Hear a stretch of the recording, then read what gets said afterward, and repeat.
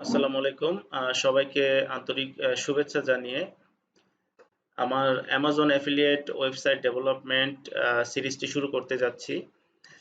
এই সিরিজে আমি মূলত যারা নতুন অ্যাফিলিয়েট মার্কেটিং শুরু করতে চান কিন্তু ওয়েবসাইট ডেভেলপমেন্ট সম্পর্কে কোনো ধারণাই নাই, তাদের জন্য মূলত এই সিরিজটি তৈরি করেছি।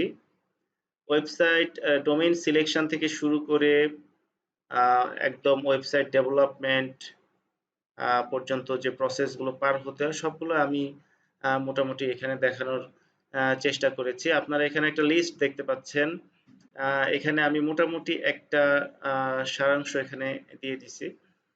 তো এখানে domain selection, hosting selection, WordPress website server এবং লোকাল পিসিতে installation, plugin theme installation, menu কিভাবে সাজাবেন, ড্যাশবোর্ড সেটিংস গুলো নিয়ে পরিচিতি, অ্যামাজন অ্যাফিলিয়েটের জন্য যে গুরুত্বপূর্ণ পেজ সেই পেজগুলো কিভাবে সেটআপ করবেন, কাস্টম মেনু উইজেট কিভাবে ব্যবহার করবেন, পেজ বিল্ডার, এলিমেন্টর। আমি এই সিরিজে আমি আসলে মূলত এলিমেন্টর দিয়ে কাজ করব। তো এলিমেন্টর নিয়ে ব্যাপক আলোচনা থাকবে। Google analytics, Google search console, on page এসইওর জন্য র‍্যাঙ্ক ম্যাথ।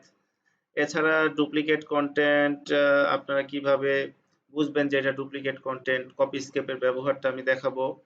এছাড়া ওয়েবসাইটের লোগো ক্রিয়েশন, ফেভাইকন তৈরি, এছাড়া চাইল্ড থিম তৈরি, এটা খুবই গুরুত্বপূর্ণ একটা ব্যাপার ওয়ার্ডপ্রেস সাইটের জন্য।